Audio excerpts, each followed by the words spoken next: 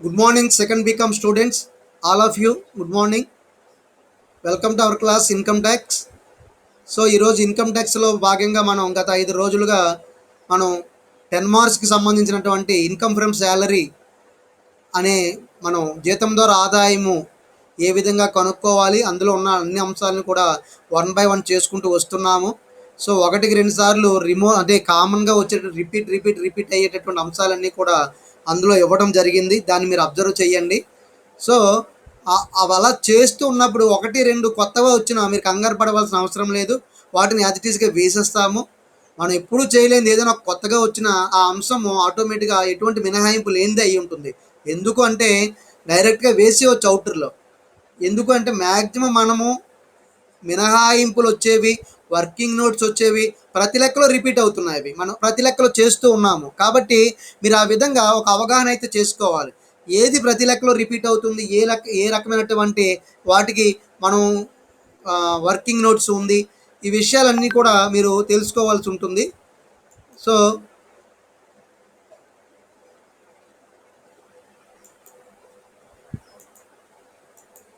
ఒక file share చేస్తాను.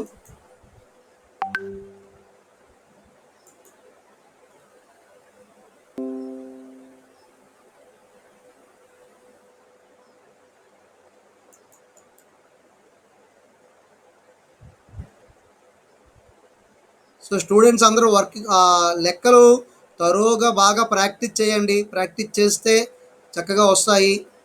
So నేను ఒక ఫైల్ షేర్ చేశాను. లెక్క కనబడుతుందా అందరికీ? ఎవరైనా అన్మ్యూట్ చేసి చెప్పండి అమ్మా. Okay, thank you. Thank you. మ్యూట్లో పెట్టుకోండి అమ్మా. ఈరోజు మరికొన్ని 1-2 అంశాలు కొత్తగా ఉన్నవి ఉంటాయి. మిగతా అన్నీ కూడా రిపీటెడ్గా గత కొన్ని రోజులుగా మనం పెట్టుకుని వస్తున్నాయి.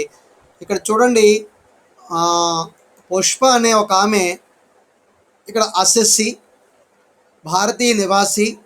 ఆమె ఒక బహుళజాతి కంపెనీలో పనిచేస్తుంది డైరెక్టర్గా. మల్టీనేషనల్ కంపెనీలో డైరెక్టర్గా పనిచేస్తుంది. ఈ కంపెనీ యొక్క ప్రధాన కార్యాలయం హాంకాంగ్లో ఉంది. అయితే ఈమె పనిచేస్తున్నది బెంగళూరు బ్రాంచ్లో పనిచేస్తుంది అనమాట. సో ఈమె ఉంటున్నది ఇది బెంగళూరు అని గుర్తుపెట్టుకోండి. సో 2019-2020 గత సంవత్సరానికి లేదా ఆదాయ సంవత్సరానికి మనకి ఆమె యొక్క ఆదాయాన్ని ఇక్కడ ఇవ్వటం జరిగింది. సో ఆమె తీసుకున్న ఆదాయాన్ని మనం చూసి వాటిలో మనం చూస్తున్నప్పుడే వెంటనే మీరు క్యాచ్ చేయాల్సిన పాయింట్స్ ఏమిటంటే ఏ వాటికి మనం వర్కింగ్ నోట్ చేయవలసి ఉంటుంది, ఏది ఎక్కడికి వస్తుంది అనేటటువంటి చకచక మనకి వెంటనే గుర్తుకు రావాల్సి ఉంటుందన్నమాట. సో ఇక్కడ మూల జీతము నెలకు 12,500. సో మనం ఇంటూ 12 చేస్తాము, అదే వెరీ ఫస్ట్ వేసుకుంటాము. అలాగే కరువు బత్యములో మొదట కరువు బత్యం వేసుకుంటాము. ఇక్కడ దాని యొక్క అమౌంట్ ఇవ్వలేదు. కరువు బత్యము ఏమన్నాడంటే మూల జీతంలో 30% అన్నాడు. ఈ 30% కూడా బ్రాకెట్లో ఏమన్నాడంటే పదవీ విరమణ ప్రయోజనాలలో కలుస్తుంది అన్నాడు. అంటే మొత్తం అమౌంట్ని మన పదవీ విరమణ ప్రయోజనాలకు అయితే కలపవలసి ఉంటుంది. తరువాత అలాగే పిల్లల యొక్క హాస్టల్ అలవెన్స్, ఇద్దరు పిల్లలకు నెలకు ఒక్కొక్కరికి 500 రూపాయలు చొప్పున. ఇక్కడ గమనించండి, ఇద్దరే పిల్లలు ఉన్నారు. ఇద్దరు పిల్లల్ని కూడా పుష్ప హాస్టల్లో పెట్టి చదివిస్తుంది. యజమాని నుంచి కూడా ఆమెకు, అంటే కంపెనీ నుంచి ఆమెకి హాస్టల్ అలవెన్స్ వస్తుంది. సో హాస్టల్ అలవెన్స్ ఇద్దరు పిల్లలకు నెలకు ఒక్కొక్కరికి 500 ఇస్తున్నాడట.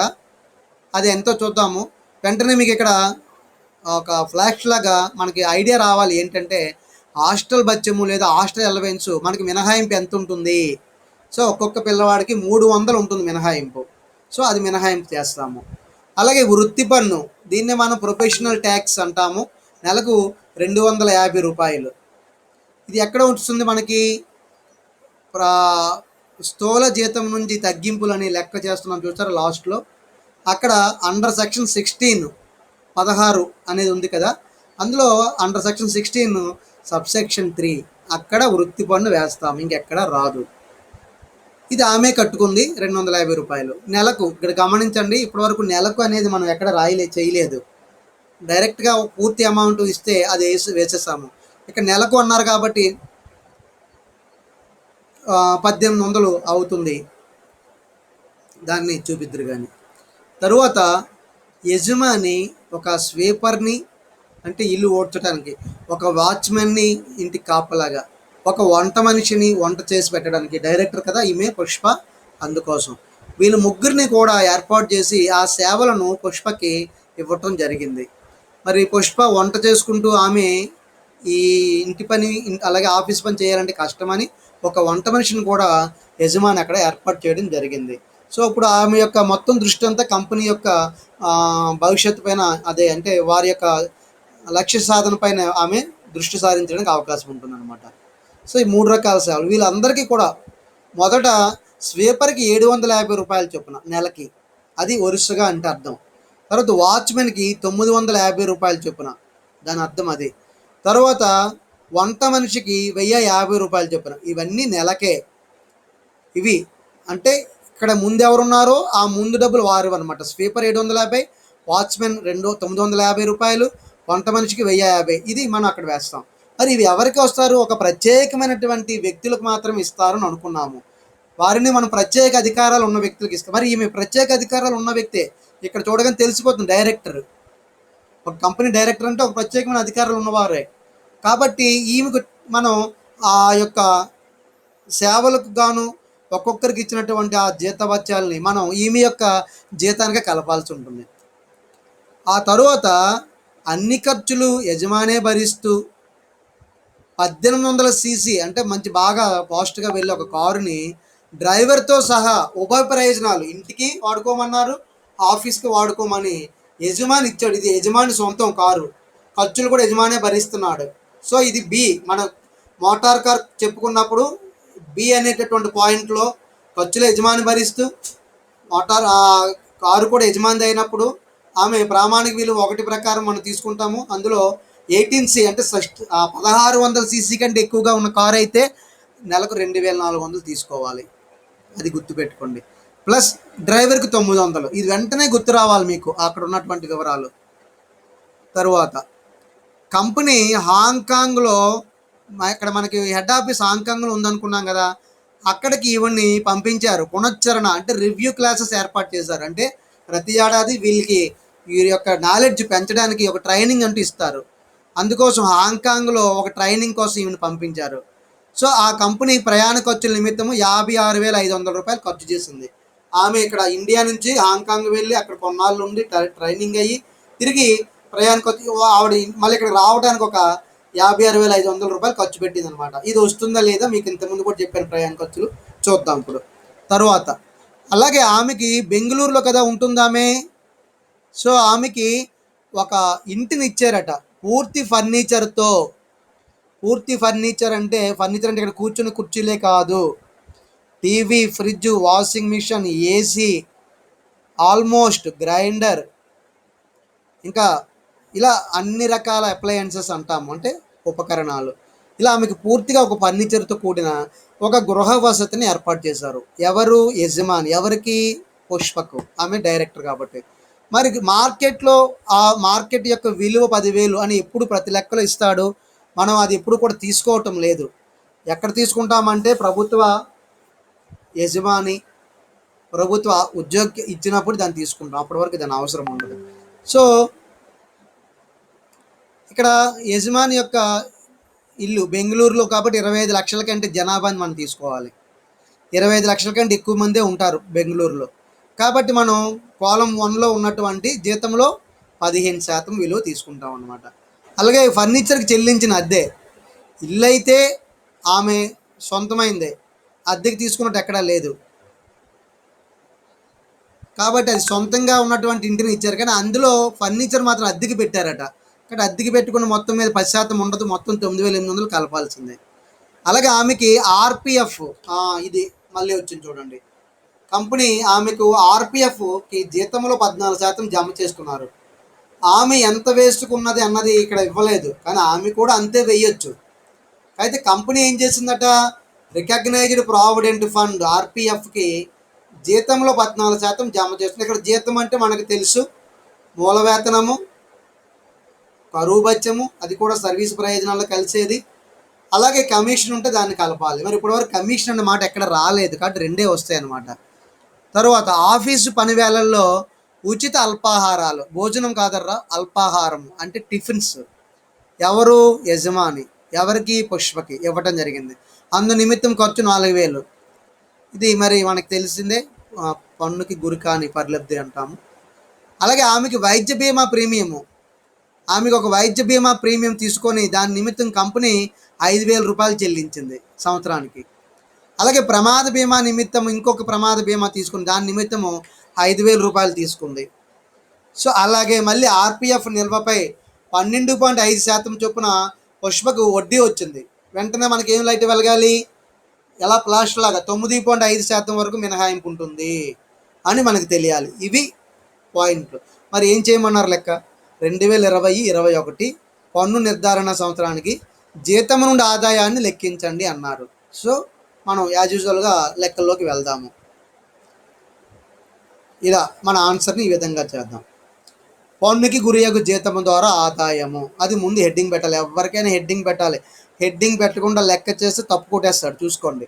హెడ్డింగ్ పెట్టాలి, దానికి ఒక మార్క్ ఉంటుంది. పట్టికకి ఒక హెడ్డింగ్ పెట్టినందుకు. పన్నుకు గురియగు జీతము ద్వారా ఆదాయం అని మొదటి బాక్స్లో అస్ఎస్సి, ఇక్కడ పుష్ప, హోదా నివాసి, గత సంవత్సరం 2019-2020, పన్ను నిర్ధారణ సంవత్సరం 2020-2021 వేసాము. మొట్టమొదటిగా రోమన్ నెంబర్ 1 జీతం, రోమన్ నెంబర్ 2 అలవెన్సులు, రోమన్ నెంబర్ 3 పరిలబ్ధులు, రోమన్ నెంబర్ 4 జీతానికి బదులు లాభాలు. మరి మొదటి సైడ్ హెడ్డింగ్ జీతం క్రింద మనం ఏమేమి వేసుకుంటాం? మూల జీతం వేసుకుంటాం, బోనస్ ఉంటే బోనస్ వేస్తాం, కమిషన్ ఉంటే కమిషన్ వేస్తాం, ఫీజు ఉంటే ఫీజు వేస్తాం, ఆర్పిఎఫ్ ఏమైనా ఉంటే రాస్తాం. ఇక్కడ అవి ఏవీ లేవు, ఆర్పిఎఫ్ ఒకటే ఉంది, మూల జీతం ఉంది. ఆ రెండింటిని చూపిస్తున్నాం. ఇక్కడ చూడండి, మొదట నెలకి 12,500 ఆమె యొక్క శాలరీ.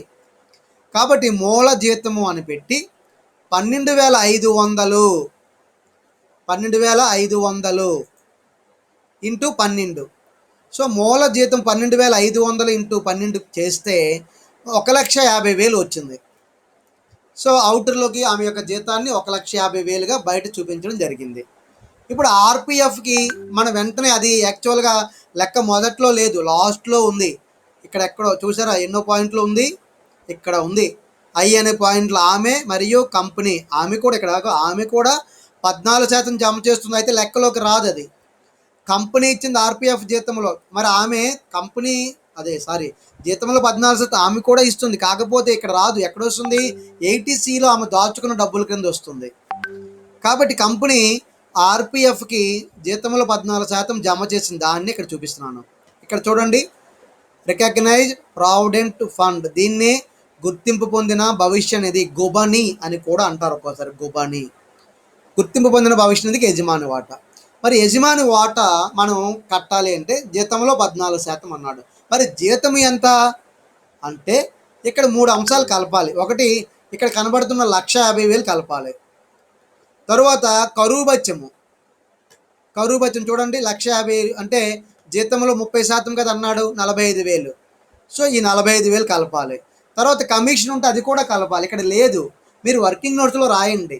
ఆర్పిఎఫ్కి జీతము కట్టుట అని రాసి, మూల జీతము 12,500 ఇంటూ 12 1,50,000, 1,50,000లో 30% 45,000 కరువు బత్యము. తర్వాత కమిషను లేదు కాబట్టి డాష్. ఈ 3 కలిపేస్తే మనకి 1,95,000 వస్తున్నారా. ఇది 1,50,000 జీతము, 45,000 కరువు బత్యము. ఈ 2 కలిపేయండి, కలిపితే 1,95,000 అవుతుంది. ఇప్పుడు 1,95,000లో 14% యజమాని వేశాడు, ఆమె పుష్ప కూడా దాచుకుంది ఆ డబ్బుల్లో. మరి పుష్ప వేసింది ఇక్కడ పెట్టలేదు మనం, యజమాని వేసిందే తీసుకుంటాం. యజమాని ఎంతవరకు వేయొచ్చు అంటే 12% వరకు వేయొచ్చు, కానీ ఇక్కడ 14% వేశాడు. సో 1,95,000 మీద 14% కట్టండి, కడితే 27,300. నిన్న ఇటువంటి లెక్కే చేశాము. మనకి ఆ విలువ ఎంతో ఇవ్వలేదు, 14% ఎంతో మీరే కట్టమని ఇచ్చేశాడు. అలా మనం 1,95,000లో ఈ 2 కలిపితే 1,95,000 అవుతుంది. దీంట్లో 14% చేస్తే, సో పడాలి సాయిలక్ష్మి, ఓకేనా? సో 14% ఎంత వచ్చిందంటే 27,300. అంటే ఆర్పిఎఫ్ యొక్క పుష్ప అకౌంట్లో యజమాని 27,300 వేశాడు. మరి మినహాయింపు ఎంతవరకు ఇస్తాము మనం అంటే లెస్. ఉద్యోగ జీతంలో 12% మించకూడదు యజమాని దాచిన డబ్బు. మరి అదే కట్టేద్దాము. 1,95,000 సేమ్ జీతం మీదే 12/100 కడితే 23,400. అంటే పుష్ప యొక్క ఆర్పిఎఫ్ అకౌంట్లో 23,400 వరకు యజమాని దాయొచ్చు. కానీ ఇతను 27,300 వేసేసాడు. అంటే ఎంత ఎక్కువ వేశారు? అవుటర్లోకి పంపించండి. 3,900 వేశారనమాట. ఇది 3,900 వేశారు. అంటే దానిని ఎవరు భరించాలి? పుష్ప భరించాలి. దాని మీద పుష్ప ట్యాక్స్ కట్టుకోవాలి. అందుకని అవుటర్లో వేసాను చూడండి. 27,300 యజమాని వేస్తే దాని నుంచి 23,400 వరకే మినహాయింపు ఉంటుంది. తీసేస్తే 3,900 మినహాయింపు లేదు. దీనిపైన పుష్ప ట్యాక్స్ కట్టాలి కాబట్టి అవుటర్లోకి తీసుకుని వెళ్ళాం. అయిపోయింది. ఇక్కడ ఆర్పిఎఫ్ అయిన వడ్డీ ఉన్నదేమో చూడాలి. నిన్నటి లెక్కలో లేదు అది. మరి ఈరోజు కూడా ఉన్నదా అని చూస్తే ఇలా ఇగో ఇక్కడ ఆర్పిఎఫ్ యొక్క జీతమే ఉంది, వడ్డీ లేదనుకుంటా. ఓకే, ఇగో చివర్లో ఉంది వడ్డీ ఎం. ఆర్పిఎఫ్ నిల్వపై ఎక్కడైనా ఉండొచ్చు, అది పక్కనే ఉండవలసిన అవసరం లేదు. ఆర్పిఎఫ్ నిల్వపై 12.5% చొప్పున జమ అయిన వడ్డీ. ఇక్కడ చూడండి, వెంటనే 9.5% వరకే ఆర్పిఎఫ్ వారు ఎవరికైనా వడ్డీ ఇవ్వాలి. అంతకు మించి వడ్డీ ఇస్తే దాని మీద ట్యాక్స్ మనం కట్టాలి. ఇక్కడ కూడా 12.5% విలువ ఎంత? 6,875 రూపాయలు వచ్చింది. దాన్నే ఇక్కడ చూపించాలి మళ్ళీ. ఏమని? అది చూడండి, ఉండటానికి లాస్ట్లో ఉంది లెక్కలో, కానీ దాన్ని ఎక్కడ తీసుకొచ్చాము? ఫస్ట్కి తీసుకొని వచ్చి వేసాము. దాని ప్లేస్ ఎప్పుడు ఇక్కడే. జీతం అనే సైడ్ హెడ్డింగ్ కింద వేయండి. ఇక్కడ ఆర్పిఎఫ్కి 12.5% చొప్పున జమ అయిన వడ్డీ ఎంత ఇచ్చాడు లెక్కలో? ఆర్పిఎఫ్ వారు అకౌంట్లో వడ్డీ 6,800. అది ఇన్నర్లో వేశాను. ఇగో 6,875 రూపాయలు ఇన్నర్లో వేశాను, ఇన్నర్ కాలంలో. దీన్ని ఏమని రాస్తాం? ఆర్పిఎఫ్కి వారు 12.5% చొప్పున జమ చేసిన వడ్డీ 6,875. మరి మినహాయింపు లెస్, ఇది లెక్కలో ఉంటుందా? ఉండదు. మరి గుర్తుపెట్టుకుని వెళ్ళాలి. మీరు ఎప్పుడైనా సరే ఆర్పిఎఫ్ వడ్డీ అంటే ఎవరికైనా సరే ఈ యొక్క మినహాయింపు ఇలా తీయాలి. సో మినహాయింపులు ఎంతవరకు? 9.5% వరకే ఉంది. కాబట్టి ఇప్పుడు మనకి తెలిసిన దాని నుంచి తెలియని దాన్ని కొనుక్కుంటాం. మనకి ఏంటి తెలుసు? వడ్డీ శాతం తెలుసు, ఆ శాతానికి వచ్చిన వడ్డీ తెలుసు. వడ్డీ 12.5% అని తెలుసు. 12% 5% కడితే దాని విలువ 6,875 వచ్చింది తెలుసు. కాబట్టి తెలిసిన దాని నుంచి తెలియని దాన్ని కొనుక్కుంటాం. From known to unknown. ఇక్కడ అదే వేశాను. 6,875 రూపాయలు 12.5% వస్తే ప్రతిసారి మనం ఎలాగే చేసాము, ఈ రెండే మారుతుంటే ప్రతిసారి కూడా పైన ఉన్నట్టు 9.5 మారదు. ఎందుకంటే దానికి మనం మినహాయింపు అంతే ఉంటుంది కాబట్టి. ఇప్పుడు చూడండి, మనం 6,875 12.5% వస్తే 9.5% ఎంత అని అడిగాం. అది దీని అర్థం. 12.5% 6,875 అయితే 9.5కి ఎంత అంటే అడ్డగుణకారం. 9.5 ఇంటూ 6,875 బై 12.5, అదే కట్టాను ఇక్కడ. సో దీని విలువ ఎంత వచ్చింది? 5,225 రూపాయలు. సో ఇప్పుడు యాక్చువల్గా మనకు వచ్చేసిన వడ్డీ 6,875 అయితే మనకి యాక్చువల్గా మినహాయింపు ఎంతవరకు ఇస్తారు? 5,225 వరకే. మరి ఎంత ఎక్కువ వడ్డీ వచ్చింది? 1,650 రూపాయలు వచ్చింది. ఎంత? వెరీ గుడ్, 1,650 రూపాయలు వచ్చింది. ఇక్కడ చూడండి, ఇది అర్థం ఏమిటి అంటే మనం మినహాయింపు కంటే ఎక్కువగా ఉన్న మొత్తం పైన ట్యాక్స్ కట్టుకోవాల్సిన అవసరం ఉంది. కాబట్టి 9.5% కంటే ఎక్కువగా ఇక్కడ దాదాపుగా 3% ఎక్కువగా ఉంది. ఆ 3% విలువే 1,650 రూపాయలు అనమాట. సో 1,650 రూపాయలని మనం ఇక్కడ వేసేసాము అవుటర్లో. సో అయిపోయింది. ఇక జీతం కింద మరి ఏమీ రాలేదు. సో ఇంకెక్కడ మనకి బోనస్ ఉన్నా, కమిషన్ ఉన్నా, ఫీజు ఉన్నా, ఆర్జిత సెలవు జీతం అని నిన్న ఇచ్చాం మనం, ఇదే అది ఉన్నా ఇక్కడ వేసుకుంటాం. ఏవీ లేవు ఈ లెక్కలో. ఇక్కడతో జీతం అనేది క్లోజ్ అయింది. ఇప్పుడు రెండవ సైడ్ హెడ్డింగ్ అలవెన్సులు. ఏంటమ్మా? అలవెన్సులు. దీన్ని ఏమంటాం తెలుగులో? భత్యములు. ఏమంటాం? భత్యములు. ఓకే, శివలక్ష్మి. ఇక్కడ భత్యములు వేశాను. మొదట ఇక్కడ కరువు బత్యం ఉంది లెక్కలో. కరువు బత్యం యొక్క విలువ ఇవ్వలేదు. ఇవ్వకపోగా ఏమని అన్నాడు లెక్కలో? జీతములో 30% అన్నాడు. మరియు బ్రాకెట్లో ఏమన్నాడు? పదవీ విరమణ ప్రయోజనాల్లో కలుస్తుంది అన్నాడు. ఇక్కడ చూడండి, కరువు బత్యం బి, కరువు బత్యము మూల జీతములో 30% అన్నాడు. అది బ్రాకెట్లో పదవీ విరమణ ప్రయోజనాలు కలుస్తుంది. మరి దాని అమౌంట్ తెలియదు మనకి. తెలియకపోతే ఏం చేస్తాం? ఇక్కడ జీతం ఎంత వచ్చింది? 1,50,000 వచ్చింది సంవత్సరానికి. ఈ 1,50,000 తీసుకోండి. ఇక్కడ కరువు బత్యం అని చెప్పి బ్రాకెట్లో 1,50,000 తీసుకోండి. అందులో 30% కదా, సో 30% చేస్తే మనకి కూడా సంవత్సరానికి ఎంత వచ్చేస్తుంది? సో 1,50,000 ఇంటూ 30/100 చేస్తే అవుటర్లో డైరెక్ట్గా వేసేయండి, 45,000. అంటే కరువు బత్యము ఇది పదవీ విరమణ ప్రయోజనంలో కలుస్తుంది కాబట్టి మనము ఉచిత గృహవసతి అది కట్టేటప్పుడు దీన్ని కూడా కలపాలి అక్కడ. తర్వాత హాస్టల్ అలవెన్స్, ఇది వర్కింగ్ నోట్స్ చిన్నది కావాలంటే చెయ్యండి. హాస్టల్ అలవెన్స్ హాస్టల్లో ఉన్నప్పుడు సో వాస్తవంగా ఎంత వచ్చింది? 500 వచ్చింది. ఒక్కొక్కరికి 500 వచ్చింది. ఎంతమంది ఉన్నారు? పుష్పక పిల్లలు 2 ఉండి చదువుకుంటున్నారు కాబట్టి ఒక్కొక్కరికి 500, అలా 2 పిల్లలు, అలా నెలకు 12 నెలలు, అంటే నెలకి 500 చొప్పున 2 పిల్లలకి 12 నెలలకి ఎంత వచ్చింది? 12,000 రూపాయలు వచ్చింది. ఇగో ఇన్నర్లో వేశాను. ఎందుకంటే ఇక్కడ గుర్తుపెట్టుకోండి, హాస్టల్ బత్యము లేదా విద్యా బత్యము వీటికి ఎప్పుడు వర్కింగ్ నోట్స్ ఉంటుంది కాబట్టి మీరు జాగ్రత్తగా, అది ప్రభుత్వ వ్యక్తి కావచ్చు, ప్రైవేట్ వ్యక్తి, ఎవరికైనా బత్యం ఉంటుంది ఇలాగే. సో ఇక్కడ హాస్టల్ అలవెన్స్ 12,000 ఇక్కడ అవుటర్లో వేసాక కిందని మినహాయింపు ఉంటుంది. కొంతవరకు ట్యాక్స్ పడదు. మరి ఎంత ట్యాక్స్ పడలేదు, ఎంత ట్యాక్స్ కట్టాలో గమనిద్దాం. హాస్టల్లో ఉండి చదువుకుంటే విద్యార్థికి 300 తగ్గిస్తారరా. అదే ఇంటి దగ్గర ఉండి చదువుకుంటే విద్యార్థికి 100 రూపాయలు తగ్గిస్తారు విద్యా బత్యము. ఇది హాస్టల్ బత్యము. హాస్టల్ బత్యం అయితే 300, విద్యా బత్యం అయితే 100 రూపాయలే. మరి మినహాయింపు అని చెప్పి బ్రాకెట్లో నెలకు 300 2 పిల్లలకి ఇస్తారు, 12 నెలలకి ఇస్తారు. సో 300 ఇంటూ 2 పిల్లలకి 12 నెలలకి కడితే 7,200 వచ్చింది.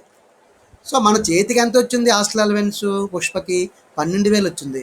మనకి ఎంత తగ్గించుకోమన్నారు ఇన్కమ్ ట్యాక్స్ వారు? 7,200 తగ్గించుకోమన్నారు. వాళ్ళు ఏం చెప్పారా లెక్కలో తగ్గించుకోమని?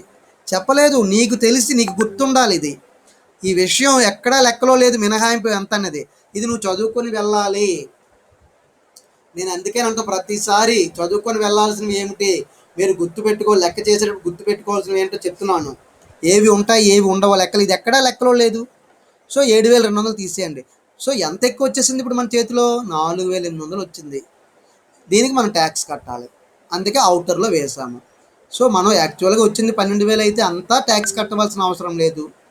7,200 తగ్గించుకోమని చెప్పి అన్నారు ఇన్కమ్ ట్యాక్స్ వారు, తగ్గించేశాను. ఇంకా మిగిలిన దాని మీద ట్యాక్స్ కట్టమన్నారు. సో 4,800 మిగిలింది, దాన్ని అవుటర్లో వేశాను. అది నెక్స్ట్. ఇక్కడతో బత్యములు 2 ఉన్నాయి. ఒక వినోద బత్యము లేదు, మిగతా బత్యములు వైద్య బత్యములు అలాంటివి ఏమీ లేవు. సో పెర్క్విజిట్స్ ఉన్నాయి ఈ లెక్కలో ఎక్కువగాను. వైద్య బీమా అని, వైద్య ఖర్చులు అని, ఉచిత గృహవసతి అని, మోటార్ అని, వంట మనిషి, వాచ్మెన్స్ పేపర్, ఇవన్నీ కూడా పరిలబ్ధులు అంటారు దీన్ని. సో 3వ సైడ్ హెడ్డింగ్ పెర్క్విజిట్స్, దాన్నే పరిలబ్ధులు అని కూడా గుర్తుపెట్టుకోండి. సో పరిలబ్ధుల్లో ఏమేమి ఉన్నాయో చూద్దాం. ఇక్కడ ఈమె డైరెక్టర్ కాబట్టి యజమాని ఈమెకి స్వీపర్ని ఇచ్చారు, వాచ్మెన్ ఇచ్చారు, వంట మనిషిని ఇచ్చారు. డబ్బులు ఎవరిచ్చారు? యజమానే ఇచ్చాడు. కానీ వీరికి ఇచ్చిన డబ్బులు మనమే భరించాలి. సో మనమే ట్యాక్స్ కట్టాలి, ఎందుకంటే మనకు అది ఒక ప్రయోజనం కలుగు చేశారు కాబట్టి యజమాని స్వీపర్కి 750 ఇంటూ 12, వాచ్మెన్కి 950 ఇంటూ 12, వంట మనిషికి 1,050 ఇంటూ 12, అదే వేసేసుకుంటాం ఇక్కడ. సో మళ్ళీ లెక్కలోకి వెళ్ళని చూడండి, స్వీపర్ అమౌంట్ మన మీదే పడుతుంది. మొదట యజమాని ఇచ్చే డబ్బులు, కానీ మనమే ట్యాక్స్ కట్టుకోవాలి, ఎందుకంటే మనకు అది ఒక పరిలబ్ధి, పన్నుకు గురయ్యే పరిలబ్ధి అది. ఎందుకని మనం ప్రత్యేకమైన అధికారులం, మనం డైరెక్టర్లం అది.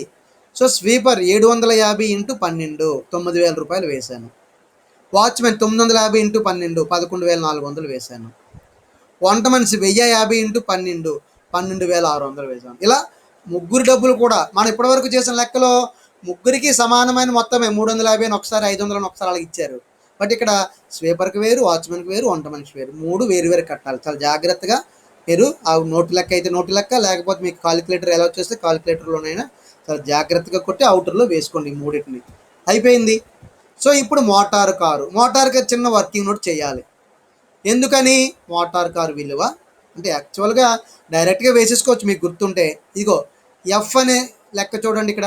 ఎఫ్ అన్ని ఖర్చులు యజమాని భరిస్తూ 800 cc కారుని డ్రైవర్తో సహా ఇచ్చాడు. పుష్ప ఆఫీస్కి వాడుతున్నారు, ఉభయ అవసరాలు, మరి ఇంటికి కూడా తను వాడుతున్నది. సో మోటార్ కారు వచ్చింది. ఈమె మోటార్ కారు ఎందుకు వచ్చింది? ఈమెకు ప్రత్యేకమైన అధికారి కాబట్టి దానికి విలువ కట్టాలి. అదే 50,000 కంటే తక్కువ ఉన్న అధికారి కానీ మామూలు ఉద్యోగికి ఒకవేళ మోటార్ కారు ఇచ్చారనుకోండి, దానికి ట్యాక్స్ పడదు. ప్రత్యేకమైన అధికారులకి పడుతుంది. 1,50,000 కంటే ఎక్కువ జీతం ఉన్న వాళ్ళకి కానీ, ఏదైనా కంపెనీలో డైరెక్టర్గా పనిచేసిన వ్యక్తికి కానీ, ఏదైనా కంపెనీలో 20% కంటే ఎక్కువ వాటాలు ఉన్నవాడికి కానీ, ఇలాంటి వ్యక్తులు అన్నమాట ప్రత్యేకమైన అధికారులు అంటే. సో ఇక్కడ పుష్ప ప్రత్యేకమైన అధికారి, అందుకనే ఈమెకు మనం మోటార్ కారు కడదాము. సో ఇక్కడ నేను చెప్పొచ్చేది ఏమిటంటే, మోటార్ కారు వర్కింగ్ నోట్స్లో మీరు ఇక్కడ రాయలేదు, వాస్తవానికి రాయకపోయినా మీరు ఇక్కడ రోమన్ నెంబర్ 4 అని ఏం రాస్తారంటే, మోటారు కారు యజమాని సొంతము, ఖర్చులు కూడా యజమాని చెల్లించాడు, డ్రైవర్ను కూడా పెట్టాడు. ఇలా యజమాని సొంతంగా కారు పెట్టి ఆ కారుని ఖర్చులు కూడా యజమాని పెడితే అప్పుడు మనం 4 రకాల ఏబిసిడి అని చెప్పుకున్నాం. అందులో బి అనేది తీసుకున్నాం. బి అనే దాంట్లో ఏం చెప్తుంది? ప్రామాణిక విలువ ఒకటో దాన్ని పాటించమని చెప్పింది. ప్రామాణిక విలువ ఏం చెప్పింది? 1600 cc కంటే ఎక్కువగా కారు విలువ కనుక, కారు సామర్థ్యం విలువ కాదు, కారు సామర్థ్యం ఉంది అంటే, ఉంది కదా ఇక్కడ 1800 cc ఉంది. సో అప్పుడు 2400 తీసుకోవాలి. 2400 తీసుకోవాలి. నెలకి 2400 తీసుకోవాలి. అదే 1600 cc కంటే తక్కువ అనుకోండి, నెలకు 1600 తీసుకుంటాము. సో ఇక్కడ 1800 cc కాబట్టి నెలకి 2400 తీసుకోవాలి. సో అదే ఇక్కడ వేసుకున్నాము. చూడండి ఇక్కడ మోటార్ కార్ అని రాశాను, నెలకి 2400 తీశాను. మరి ప్లస్ 900 ఏంటి? ఆమె డ్రైవర్ని కూడా ఇచ్చింది. డ్రైవర్కి ఆమె ఎంత జీతం ఇవ్వనివ్వండి, అదే పుష్ప కానీ పుష్ప యజమాని కూడా, యజమాని ఇచ్చాడు అనుకోండి, యజమాని 1000 రూపాయలు ఇవ్వండి, 2000 ఇవ్వనివ్వండి, కానీ మనం లెక్కలో 900 మాత్రమే మినహాయింపు వస్తుంది. కాబట్టి అది 1800 cc కాబట్టి 2400. ఒకవేళ మీకు ఇదే లెక్కలో 1600 cc కంటే తక్కువ అన్నా, 1600 cc కారు అన్నా, ఇక్కడ మీరు ఎంత వేయాలి? 1600 వేయాలి. ఓకేనా? అది. సో ఇక్కడ 2400 ఎందుకు వేసాము? ఆ కారు సామర్థ్యము 1800 cc కాబట్టి అది. మరి 900 ఏంటి? డ్రైవర్ యొక్క విలువ. సో 2400 900 కలిపితే 3300 అవుతుంది. సో 3300 నెలకి అనమాట. అప్పుడు 12 నెలలకి ఎంత అయింది? ఇదిగో 39,600. అది ఇక్కడ వేసాను. అవుటర్లో డైరెక్ట్గా వేసేయటమే మోటార్ కార్ని. 30 ఇంతే అవుతుందా? అవదు, ఇంకా ఎక్కువే ఖర్చు అవుతుంది యజమానికి. కానీ మనం దానికి కొంత తగ్గింపు ఇచ్చాము. మనం అంటే ఇక్కడ ఇన్కమ్ ట్యాక్స్ డిపార్ట్మెంట్, ఎవరికి? పుష్పకి. అందుకని 39,600 ఇక్కడ పడింది. తరువాత మరొక ఇంపార్టెంట్, ఉచిత గృహ వసతి. ఇది ఇంపార్టెంట్, చాలా పెద్దదిగా ఉంటుంది. వర్కింగ్ నోట్స్లో ఏదైనా పెద్దది ఉందంటే ఉచిత గృహ వసతి ఉంటుందర్రా. మరి చూద్దాం. హెచ్ ఆమెకు అంటే పుష్పకు పూర్తి ఫర్నిచర్తో కూడిన ఒక గృహ వసతిని ఆమె ఏర్పాటు చేసింది. ఇక్కడ గమనించండి, ఇల్లు అద్దెకి తీసుకున్నట్టు ఎక్కడా లేదు. ఇల్లు అద్దెకి తీసుకున్నట్టు ఎక్కడా లేదు అంటే ఈ మల్టీనేషనల్ కంపెనీ అయినటువంటి యజమానిదే ఈ యొక్క క్వార్టర్స్ అనమాట, అది ఇచ్చారు. బట్ దాని యొక్క విలువ అలాంటి ప్లేస్లో 10,000 ఉంటుంది. కానీ ఇది మనకు అవసరం లేదు, మనల్ని కన్ఫ్యూజ్ చేయడానికి ప్రతిసారి ఇస్తాడు. ఇది ఒక్క ప్రభుత్వ ఉద్యోగికి మాత్రమే క్వార్టర్స్ వస్తే అలాంటి సందర్భాల్లో దీన్ని మనం వాడుకుంటాము. ఇంకెక్కడ మరి మిగతా లెక్కల్లో ఈ యుక్తమైన మార్కెట్ విలువ అనే పదం వచ్చినా మనం ఇగ్నోర్ చేసేయచ్చు. అలాగే ఫర్నిచరు ఈమె కొనేసి పెట్టలేదు అక్కడ, ఏది? యజమాని. మరి ఎలా? అద్దెకి తీసుకొని పెట్టాడట సంవత్సరానికి 9,800. సో ఇక్కడ 10% ఉండదు, డైరెక్ట్గా 9,800 కలిపేయాలి. సో మరి చూద్దామా వర్కింగ్ నోట్స్? సరే, వర్కింగ్ నోట్స్లోకి వెళ్ళండి. వర్కింగ్ నోట్స్ ఈ విధంగా ఉంటుంది. ముందుగా వర్కింగ్ నోట్స్ అని, ఉచిత గృహ వసతి విలువను లెక్కించాలి అంటే ముందుగా జీతం విలువను కట్టవలసి ఉంటుంది అని రాయండి. సో జీతం విలువ అనగా ఏంటేంటి ఉంటాయి? మూల జీతము, కరువు బత్యము, కమిషన్ ఉంటే కమిషను, బోనస్ ఉంటే బోనస్, ఫీజు ఉంటే ఫీజు, అలాగే పన్నుకి గురి అగు బత్యములన్నీ ఉంటాయి. పన్నుకి గురి అగు బత్యములంటే ఈ పరిలబ్ధుల పైన బత్యములన్నీ వేసుకున్నాం చూసారా, ఎక్కడ అవుటర్లో వచ్చిన మొత్తాలు వేయాలి. సో ఇక్కడ అదొక్కటి హాస్టల్ అలవెన్సే ఉంది ఈమెకి, ఇంకేమీ లేవు. అది కూడా అవుటర్లోకి వెళ్ళిందే వేయాలి. ఇప్పుడు మన మూల జీతము 1,50,000 12 నెలలదే వేయండి అర్రా. కరువు బత్యం కూడా 45,000 12 నెలలదేని, కానీ ఇందులో 30% కాబట్టి 45,000 వేసాము. మరి ఇక్కడ ఇంకేమీ లేదు, హాస్టల్ అలవెన్స్ ఉంది. ఎంత వెయ్యాలి హాస్టల్ అలవెన్స్? ఇక్కడ చూడండి, హాస్టల్ అలవెన్స్ 12,000 వేయలేదు, 7,200 వేయలేదు. ఎంత వేసాను? అవుటర్లోకి వెళ్ళే డబ్బులు వేయాలి ఎప్పుడైనా సరే. ఏ భత్యము మీరు వేసినా అవుటర్లోకి వెళ్ళే ఎంత అమౌంట్, అవుటర్లోకి వెళ్ళటం అంటే యజమాని యొక్క జీతములో కలిసేవి, లేదా యజమాని యొక్క జీతానికి కలిపేవి, లేదా పన్నుకి గురి అయ్యేవి. దీని మాటలు ఇలా గుర్తుపెట్టుకోండి. ఆ 4,800 ఇక్కడ కలపాలి.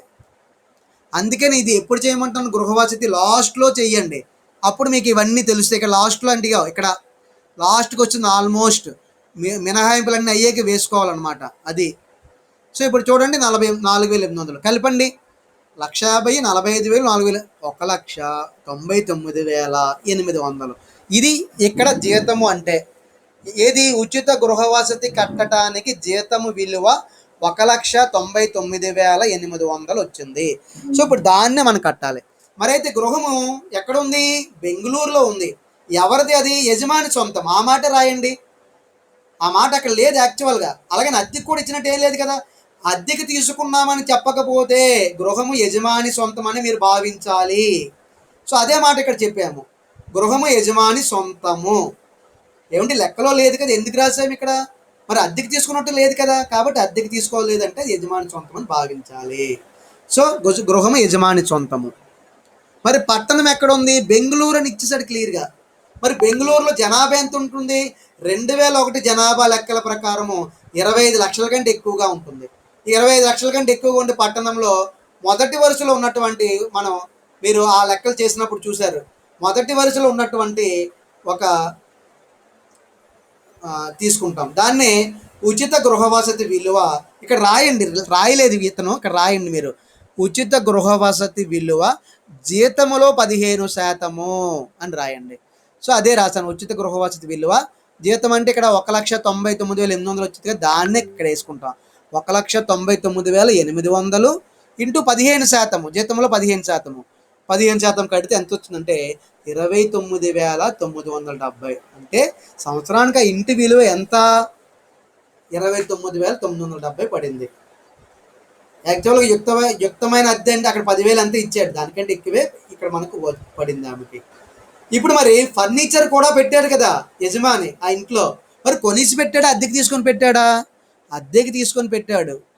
కాబట్టి ఫర్నిచర్ అద్దె ఎంతైతే అంతా వేసేయండి, ఇందులో 10% అని వేయకూడదు. అదే మనకి ఫర్నిచర్ కొని పెట్టినట్లు కనుక ఉంటే ఫర్నిచర్ విలువలో 10% తీసుకోవాలి, ఎవరికైనా ఏ లెక్కలోనైనా. కానీ ఇక్కడ అద్దెకి తీసుకొని పెట్టాడు కాబట్టి అద్దెకి తీసుకుని విలువ మొత్తం ఇక్కడ కలిపేయాలి, దాంట్లో మనం తగ్గించడానికి వీల్లేదు. ఎంత అద్దెకి తీసుకున్నాడు? 9,800. కలిపేయండి రెండు. ఉచిత గృహవసతి విలువ ఫర్నిచర్ లేనప్పుడు ఇంత, ఫర్నిచర్ కలిపితే 9,800. సో ఫర్నిచర్తో కూడిన పన్ను విధించే ఉచిత గృహవసతి. సో ఫుల్లీ ఫర్నిష్డ్ వాల్యూ ఎంత?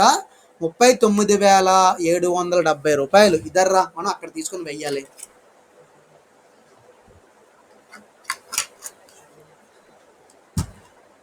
సో 39,770 లెక్కలోకి తీసుకొచ్చాను.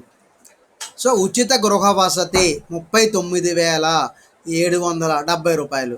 సో ఇక్కడితో అయిపోయా? లేవు, మళ్ళీ వెళ్దాం, లెక్కలోకి వెళ్దాం. ఇక్కడ లెక్కలో ఆమె ఆఫీస్కి అడావుడిగా వచ్చేస్తుంది ఇంటి దగ్గర నుంచి. ఇంటి దగ్గర మనిషి ఉంది, వంట మనిషి ఉంది, కానీ టిఫిన్ చేసేంత టైం లేదు, గబగబా ఆ కారులో వచ్చేస్తున్నారు ఆవిడ. మరి ఇక్కడ రాగానే ఇక్కడ టిఫిన్స్ పెట్టడం జరిగింది, అల్పాహారాలు. అఫ్కోర్స్ ఇక్కడ టిఫిన్స్ అంటే మార్నింగ్ టిఫినే కాకపోవచ్చు, ఈవినింగ్ అల్పాహారం కూడా కావచ్చు, స్నాక్స్ అన్నమాట. కాబట్టి అలా కూడా గుర్తుపెట్టి ఇంటి దగ్గర టిఫిన్ చేసి వస్తే ఈవినింగ్ స్నాక్స్ ఇచ్చి పంపిస్తున్నారేమో. కాబట్టి ఉచిత అల్పాహారాలు అంటే అలా గుర్తుపెట్టుకోండి, భోజనం తప్పించి ఇంకేమైనా ఎప్పుడైనా ఇవ్వచ్చు. ఇంకా 4,000 ఇలా ఇచ్చిన దాన్ని ఒకరికి పెట్టిన తిండిని మనం లెక్క పెట్టుకోకూడదు అంటారు కదా. ఇది కూడా ఇన్కమ్ ట్యాక్స్ వాళ్ళు కూడా మంచి వాళ్ళు వారు కూడా అలాగే ఏం చెప్పారంటే, యజమాని ఈ విధంగా ఒక వ్యక్తికి ఇచ్చేటటువంటి అల్పాహారాలు కానీ భోజనాలు కానీ ఏమైనా ఉంటే మనం వాటిని వదిలిపెట్టేయాలి, ట్యాక్స్ వేయకూడదు. అలాగని చెప్పి 50 రూపాయల కంటే మించిపోయిన భోజనాన్ని వదిలిపెట్టకూడదు. నిన్న కూడా అదే చేశాం కదా. 50 రూపాయలు మించి 80 రూపాయలు విలువ గల భోజనం యజమాని పెట్టాడు నిన్నటి లెక్కలో. 50 రూపాయలు తగ్గించి 30 రూపాయలు ఈవెనే కట్టుకోమన్నాం. అలా అనమాట. అలాగే ఆమెకి వైద్య బీమా అంటే ఆవిడ యొక్క జీవితం చాలా విలువైనది కాబట్టి, ఆమె యొక్క జీవిత విలువ మనకు అవసరం కాబట్టి, సో యజమాని ఏం చేశారు, ఆమె పేరుతో ఒక పాలసీ తీసుకున్నారు, వైద్య బీమా పాలసీ. దాన్నే ఆరోగ్య బీమా అని కూడా అంటారు, మెడికల్ బీమా అని, మెడికల్ ఇన్సూరెన్స్. దానికి 5,000 రూపాయలు యజమాని కట్టాడు. సో 5,000 రూపాయలు మనం గుర్తుపెట్టుకోండి, పన్ను నుండి మినహాయించబడినటువంటి పరిలబ్ధి అది యజమాని. ఎందుకంటే ఒకరి వ్యక్తి ఆరోగ్యం కూడా చాలా ఇంపార్టెంట్ కాబట్టి ఇటువంటి వాటికి కూడా ఈ యొక్క ఇన్కమ్ ట్యాక్స్ వారు పన్ను నుండి పూర్తిగా మినహాయించబడినటువంటి పరిలబ్ధిగా చేశారు. అలాగే ఒకవేళ ఆమె ప్రమాదం ఏదైనా జరిగితే ఆ ప్రమాదం నుంచి ఆమెకు కొంత అమౌంట్ రావడానికి మరొకమైనటువంటి యాక్సిడెంటల్ ఇన్సూరెన్స్ తీసుకున్నారు, ప్రమాద బీమా. దానికి కూడా ఒక 5,000 కట్టారు. అది కూడా పూర్తిగా తగ్గించవచ్చు. మరి తగ్గించేసరికి వదిలేయకూడదు, లెక్కలు చూపించాలి. చూపించి డాష్ అని పెట్టేయండి. ఇక్కడ అల్పాహారము పూర్తిగా మినహాయింపు డాష్, వైద్య బీమా పూర్తిగా మినహాయింపు డాష్, ప్రమాద బీమా పూర్తిగా మినహాయింపు డాష్, లేదా పూర్తిగా మినహాయింపు గురి అయ్యే పరిలబ్ధి, పూర్తిగా మినహాయింపు గురి అయ్యే పరిలబ్ధి, పూర్తిగా మినహాయింపు గురి అయ్యే పరిలబ్ధి, డాష్ డాష్ డాష్ పెట్టేస్తాం.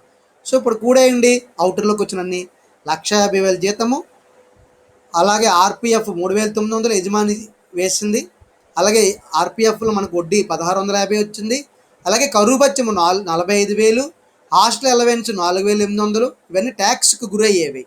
అలాగే స్వీపర్కి 9,000, వాచ్మెన్కి 11,400, వంట మనిషికి 12,600, మోటార్ కారు విలువ 39,600, ఉచిత గృహ వసతి విలువ 39,770.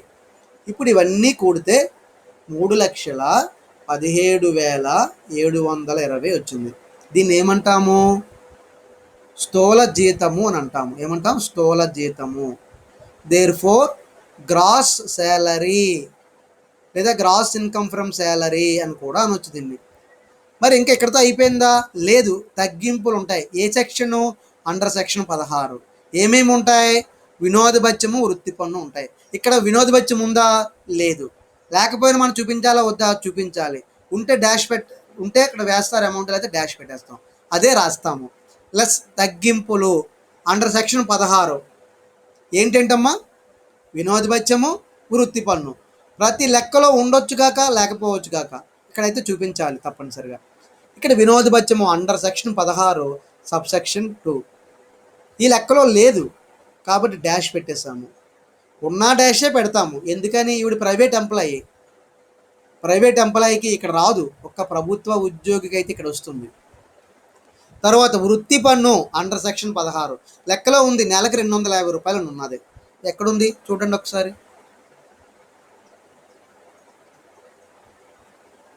ఇదిగో డి, వెరీ గుడ్. ఎంత, 250. వృత్తి పన్ను నెలకు 250. అది ఎక్కడ రాలేదు లెక్కలో, ఇక్కడే వస్తుంది. వృత్తి పన్ను అండర్ సెక్షన్ 16 సబ్ సెక్షన్ 3 250 రూపాయలు ఇంటూ 12. ఇన్నర్లో వేయండి 3,000. ఇది కలిపేయండి, ఇక్కడ 0 ఇక్కడ 3,000 కలిపితే 3,000 అవుతుంది. సో 3,17,720 రూపాయల స్థూల జీతములో మనం 3,000 తీసేస్తే 3,14,720 రూపాయలు వచ్చింది. ఎంత వచ్చింది, 3,14,720 రూపాయలు వచ్చింది. దాన్ని ఏమంటాము, నికర జీతము ద్వారా ఆదాయం అనొచ్చు, లేదా పన్నుకి గురియగు జీతము ద్వారా ఆదాయము. ఇక్కడతో లెక్క అయిపోయింది. పన్నుకి గురియగు జీతము ద్వారా ఆదాయము ఇది కనుక్కున్నాం. అన్ని అంశాలు వచ్చేది చూసుకో, అన్నీ వచ్చాయి, కొన్ని డాష్ వచ్చేసాయి అంతే. వర్కింగ్ నోట్స్ మనం ఇందాక ఇది ఒక్కటే కాదు, మిగతావి కూడా మీరు లెక్క చేసేటప్పుడు కొన్ని మాటలు రాయడం అలవాటు చేసుకోండి. ఇందులో లేకపోతే ఈ ఫైల్ నేను షేర్ చేస్తాను, ఇందులో లేదని వదిలేయకండి. మోటార్ కార్కి ఇక్కడ రాయండి, అలాగే హాస్టల్ బత్యానికి రాయండి. మీరు ప్రతిదానికి ఇక్కడ వర్కింగ్ నోట్స్ రాయండి. ఇక్కడ లేకపోయినా మీరు రాయడం అలవాటు చేసుకోండి. ఇక్కడ చూడండి, ఒక్క వర్కింగ్ నోట్స్ దేనికి ఉంది, ఉచిత గృహవసతి ఉంది. కానీ దేనికి కట్టొచ్చు మనం, ఆర్పిఎఫ్ కట్టొచ్చు జీతం అని, ఓకేనా, మోటార్ కార్ కట్టొచ్చు, హాస్టల్ బత్యానికి కట్టొచ్చు. కాబట్టి ఇవన్నిటిని మనం ఇక్కడ చూపించాం. అల్పాహారం, వైద్య బీమా, ప్రమాద బీమా. దీన్ని పన్ను లేని ప్రెక్విజిట్స్ అంటారు. డాష్ని పెట్టేసాం అందుకే. సో ఇవి అందరికీ అర్థమయ్యాం కదా. సో లెక్క అందరికీ అర్థమై ఉంటుంది అనుకుంటాను. ఈ లెక్కను షేర్ చేస్తాను. ఒకవేళ మీకు ఏదైనా డౌట్స్ ఉంటే ఈరోజు నోట్ చేసేయండి. మనం ఒక లెక్క ఇస్తాను మళ్ళీని, ఇది అసైన్మెంట్ కింద. సో అలాగే హోంవర్క్ కూడా ఇస్తాను, చెయ్యండి ఇంటి దగ్గర. సో ఎవరికైనా డౌట్ ఉందా ఇక్కడ? ఒక్కసారి లెక్క చూడండి, లెక్క చూసుకోండి. లెక్కని చూసి మీకు ఏదైనా డౌట్ వస్తే ఎలా చేశారు సార్ ఇది అడగండి, డౌట్ ఏమైనా ఉంటే. లేదంటే ఈ ఫైల్ మీకు షేర్ చేసిన తర్వాత అయినా మీరు ఈ ఫైల్ నోట్ చేసి, ఎప్పటికప్పుడు అందరూ నోట్ చేస్తున్నారా? ఒకరు అన్మ్యూట్ చేసి చెప్పండి. నోట్స్లు అందరూ రాస్తున్నారా? మిగతా అందరూ కూడా అందరి నోట్స్లు నేను చెక్ చేస్తాను. సో అందరి నోట్స్లు పక్కాగా ప్రతిరోజు ఇచ్చిన లెక్కను ఏ రోజుకి ఆ రోజు కొత్త లెక్క ఒకటి ఇస్తున్నాము. మీరు ఎన్ని లెక్కలు ఇప్పటికి మనం 8 రకాల లెక్కలు చెప్పుకున్నాం, 5 మార్కులవి కాకుండా. కాబట్టి అన్ని లెక్కల్లో ఏదో ఒకటో రెండో కొత్త అంశాలు వస్తున్నాయి. కాబట్టి ఇవన్నీ ఎప్పటికప్పుడు మీరు ఒక్కసారి ఒక పని చేయండి, అన్ని లెక్కల్లో కొత్తగా వచ్చేదానికి ఒక స్టార్ మార్క్ పెట్టుకుంటుండండి. అప్పుడు ఎన్ని అంశాలు కొత్తగా వచ్చాయో మీకు తెలుస్తుంది. మళ్ళీ ఒక్కసారి దాని మీద రివిజన్ చేయండి. సో ప్రతి దానికి మనం ఏ విధంగా వెళ్తామో తెలుస్తుంది. సో అక్కడ ఎలా చేసాము, ఇక్కడ ఎలా ఎందుకు చేసాము, ఇక్కడ ఏమని వేరువేరుగా ఎందుకు అడగడం వల్ల ఏమో ఇలా చేసామా అని ఒక్కసారి మీరు క్రాస్ చెక్ చేసుకోండి. ఆన్సర్ చూడండి, ఇలా ఆన్సర్లు ఎందుకు వచ్చింది, లెక్కలు ఎలా ఉన్నది, అలాగే పలానా లెక్కలో అలా అక్కడ ఎందుకు చేసాము, దీనిలాగా ఎందుకు చేయలేదు, ఇలా క్రాస్ చెక్ చేసుకోవాలి ప్రతిసారి కూడా. సో అప్పుడు మనకి లెక్కలో వచ్చినటువంటి ప్రతి విషయము మనం ఎలా వదిలిపెట్టేవి ఏమున్నాయి, ఇక్కడ వదిలిపెట్టేసింది ఒకటి ఉంది కదా, ఏముంది చెప్పండి. ఎవరైనా ఒకసారి మ్యూట్ చేసేసి ఈ లెక్కలో చూడండి ఒకసారి. నేను వదిలేసాను ఒక దాన్ని, అది ఎక్కడా చూపించలేదు లెక్కలో. చెప్పండి ఎవరైనా. ఏమర్రా నేను ఏంటి వదిలేశాను? హెచ్ అనే దాంట్లో చూడండి ఒకటి.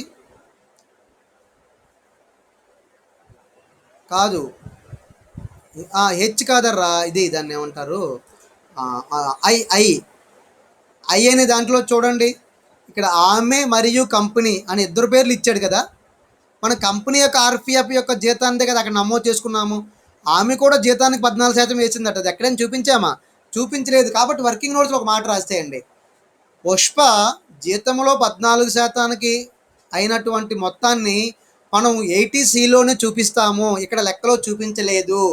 మొత్తం ఆదాయం నుంచి తగ్గింపులు ఉంటాయి కదా 80C, అక్కడ ఆమె పొదుపు చేసినట్లుగా అక్కడ చూపించడం జరుగుతుంది అని ఒక మాట రాయండి.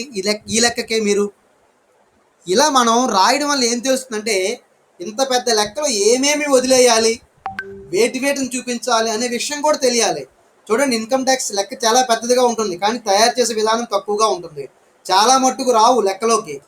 ఒకవేళ కనుక ఈమె ప్రభుత్వ ఉద్యోగి అయ్యి ఉంటే ఇక్కడ శాసనాత్మకమైనటువంటి భవిష్య నిధి అనేది ఇచ్చుంటే, స్టాట్యూటరీ ప్రావిడెంట్ ఫండ్, అది లెక్కలో మనం చూపించే ఉండేవాళ్ళమా? చూపించము, ఎక్కడా చూపించలేదు ఇప్పుడు దాకా. మనం వర్కింగ్ నోట్స్లో రాసేస్తాము శాసనాత్మక భవిష్య నిధి రాదని. కాబట్టి కొన్ని లెక్కలో నమోదు చెయ్యము, మరి వాటిని వర్కింగ్ నోట్స్లో స్టార్ మార్క్ పెట్టి చూపించాలి. సో ఈ విధంగా మీరు లెక్కని జాగ్రత్తగా స్టెప్ బై నేను ఇంకొక విషయం కూడా చెప్పాను, మీరు స్వయంగా లెక్క చేయండి. చేసేటప్పుడు వేసేసిన ప్రతి దానికి ఒక చిన్న టిక్ పెట్టేసుకోండి ఒక పెన్సిల్తో. అప్పుడు అర్థమవుతుంది ఎన్ని వివరాల్లో ఉన్నటువంటి ఎన్ని అంశాలు మనం వేసుకుంటూ వెళ్ళాము, ఇంకా ఏదైనా వదిలేసామా అని లాస్ట్లో చూడాలి. గుర్తుపెట్టుకోండి, సెక్షన్ 1 జీతము, సెక్షన్ 2 బత్యములు, సెక్షన్ 3 పరిలబ్ధులు, సెక్షన్ 4 జీతానికి బదులు లాభాలు. అది ఇక్కడ లేదు. కావాలంటే మీరు ఇక్కడ రాసుకోవచ్చారా, స్థూల జీతం పైన రోమన్ నెంబర్ 4 జీతానికి బదులు లాభాలు రాయండి, ప్రతిసారిని డాష్ అని పెట్టేస్తారు. లేదు, లెక్కలో రావు, ఎక్కువగా అవి చాలా తక్కువ ఉంటాయి అందులో. ఆ విధంగా కూడా చూపించవచ్చు మీరు. సో ప్రతిదీ కూడాను ఈ విధంగా అన్నిటినీ కూడా మీరు చెక్ చేసుకుంటూ వెళ్ళండి. ప్రాక్టీస్ మేక్స్ మ్యాథ్స్ పర్ఫెక్ట్ అంటారు. సో మనం ఎంత ప్రాక్టీస్ చేస్తే అంత పర్ఫెక్షన్ అనేది మనకు వస్తుంది. అలా మీకు ఈ యొక్క లెక్కలు బాగా అర్థం ఇది తప్పనిసరిగా 10 మార్కులకు వస్తుంది. మనం ఎంత థియరీ రాస్తే 10 మార్కులు 10 వస్తాయి. అదే ఈ లెక్కని చక్కగా చేసుకున్నట్లయితే 10 పాయింట్స్ అలా వచ్చేస్తాయి మనకి, 10 మార్క్స్ కూడాను. అఫ్కోర్స్ కొద్దిగా చిన్న తేడా ఏదైనా ఉంటే 9 మార్కులకైతే తక్కువగా రావు కదా. అలా అందుకోసం చెప్తున్నాను అనమాట. గంటలు గంటలు థియరీ రాసుకునే కంటే అఫ్కోర్స్ ఇందులో కూడా థియరీ కూడా తక్కువగానే ఉంటుంది. ఎందుకంటే చట్టంలో చెప్పబడిన వివరాలు రాస్తే సరిపోతుంది కదా. మీరు కూడా ఎక్కువగా ఊహించి పెద్ద పెద్దగా దీన్ని మనం మీ రచనా శక్తిని ఉపయోగించే ఇది యొక్క థియరీ సబ్జెక్ట్ కాదు ఇది. కాబట్టి ఎంత ఉందో అంతే రాయాలి. ఒక్కొక్కమైనటువంటి థియరీ అయితే చాలా ఎక్కువగా కూడా ఉంటాయి. Okay, thank you all of you. అందరికీ మీకు అర్థమై ఉంటుంది అనుకుంటున్నాను. సో ఎక్కడైనా ఒక పోర్షన్లో మీకు అర్థం కాకపోతే నేను ఇప్పుడే మీకు ఈ ఫైల్ షేర్ చేస్తాను. సో మీ అందరు కూడా వెంటనే దాన్ని చేసి నాకు తెలియజేయండి. అలాగే ఇప్పుడు కొంతమంది చేస్తాను. ఎవరైనా ఇప్పుడు గ్రూపులో మీరు చూడండి, ఫలానా వ్యక్తి నాకు అర్జెంటుగా పెట్టాలి, తప్పులు ఉన్నదంటే మీరు ఇమ్మీడియట్గా నాకు మీ యొక్క ఈమెయిల్ ఐడి షేర్ చేయండి, అప్డేట్ చేస్తాను. Okay, thank you all of you. ఇంకొక విషయం, చాలా తక్కువ మంది వస్తున్నారు. మొన్నటి వరకు 36-40 మంది ఉండేవారు, ఇప్పుడు చాలా తగ్గిపోయారు. మరి క్షమించేది లేదు, నేను గుర్తుపెట్టుకోండి, క్షమించేది లేదు. ఎవరికి తక్కువ వస్తున్నా వాడిని నిర్దాక్షిణ్యంగా తీసి పడిచేస్తాను అంతే. Okay, thank you all of you.